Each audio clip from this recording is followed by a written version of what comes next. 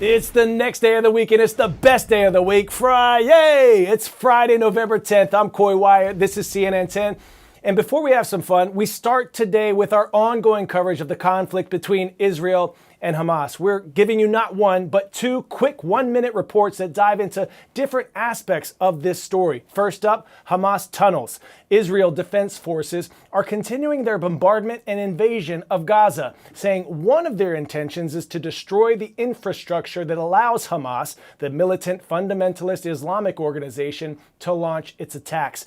That infrastructure is largely made up of what Israel says are hundreds of kilometers of tunnels that Hamas has spent years building underneath the city's streets in Gaza. Israel calls it the Gaza Metro. In 2018, CNN got a rare glimpse inside these tunnels in the footage you're seeing now. For more on this vast underground network, we turn to our Oren Lieberman. The Israeli military controls the air and says they've encircled Gaza City on the ground. But underneath the surface, Hamas still has the advantage. Israel is going after Hamas's underground infrastructure. This soldier shows an electrical system he says is used to circulate air underground. The IDF says it has destroyed 130 tunnel shafts since the start of the war. That's just a small fraction of what's known as Gaza's metro. Israel says there are hundreds of kilometers of tunnels below Gaza. In 2018, CNN was given an exclusive look at a Palestinian Islamic Jihad tunnel inside Gaza. Its concrete walls creating a durable underground maze that favors the defender. Tunnels can pose problems for even advanced militaries. But Israel faces an even greater challenge. Hamas is believed to be holding many of the approximately 240 hostages underground, possibly in different groups. Now for our next quick minute. As Israel moves further into Gaza, residents are fleeing south.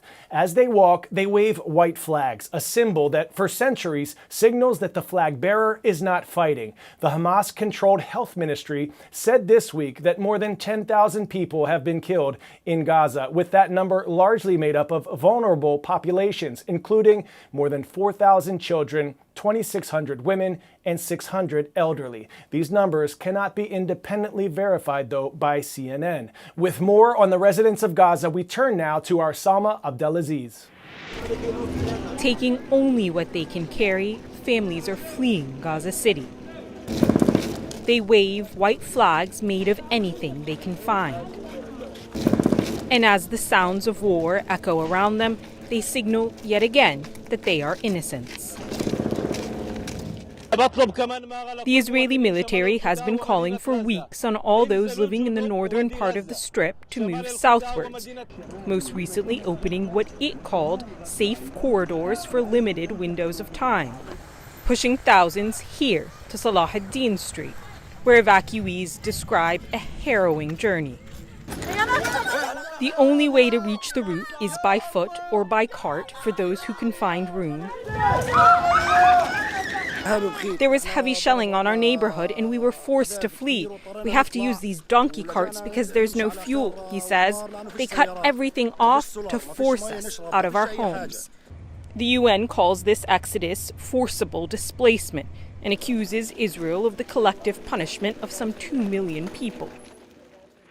Let's turn now to space, where Japanese scientists are thinking about our rising space waste problem. Researchers at Kyoto University in Japan are building wooden satellites, hoping to soon send them into space. Why wood? Not the usual metal. Well, when satellites are no longer in use, they come back into Earth's atmosphere where they break up into metallic particles. That litters the layer of the Earth we call the stratosphere.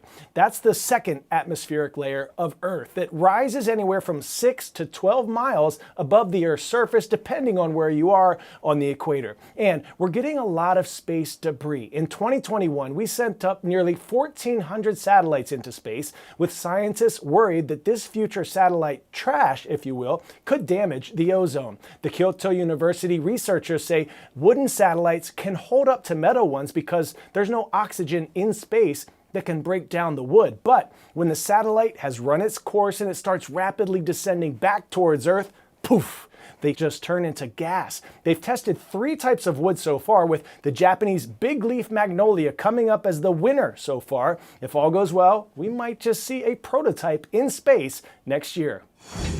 10-second trivia. Which basketball star holds the all-time three-point contest record for points scored in a single round? Steph Curry, Sabrina Ionescu, Diana Taurasi, or Larry Bird? Caw-caw. In July of this year, WNBA star Sabrina Ionescu broke Steph Curry's record by hitting 25 of 27 three-pointers.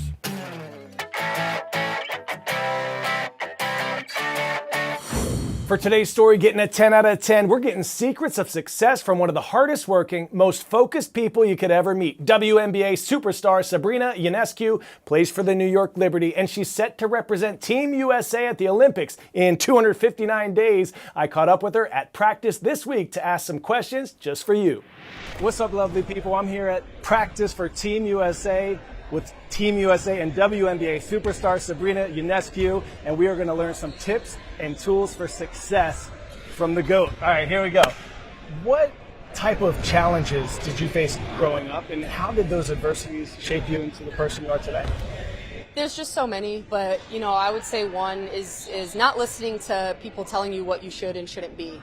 From a young age, especially being a girl in sports, everyone didn't think I belonged and didn't think that I should be playing, but I really didn't listen to the outside noise of what people thought, and I really just believed in the dreams that I had and worked really hard at getting to where I'm at today, and I'm really thankful for that. What would you say is the secret to success? Just being the best version of yourself, committing, yourself to working really hard and not letting, the outside noise creep in and comparing yourself to other people, but just running your own race. You're a superstar athlete, but in school, how important was education and focusing on studying hard and getting good grades? It was everything. Being educated is a big part of your role as a professional athlete, being able to talk and have the knowledge of understanding what's going on in the world and how you can make it a better place. And so school has always been super important to me. I was able to get a master's in college and graduate with that. And so that was always at the forefront of what I wanted to accomplish. I love that. All right, we're going to have a little bit of fun now. Okay. Do you have any hidden talent? Like, I can say the alphabet backwards really fast. Z, Y, X, W, V, T, S, R, Q, P, O, N, M, L, K, J, I, H, J, K, L, M, N, O, P, Q, R, S, T, U, V, W, X, Y, Z. I'm ambidextrous. Really? Yes, but that's not as cool as that. So you can, do you trade off? Do you eat food sometimes with your left and right? Yes, everything? both. Yeah. Just natural gift, or did you work on that? I think naturally, but I've also worked on it. Love it. Yes. All right. You heard it here. Keep shining, everyone. Remember, stay humble, stay hungry. I'm Coy Wire. I'm Sabrina Ionescu. And we are CNN 10.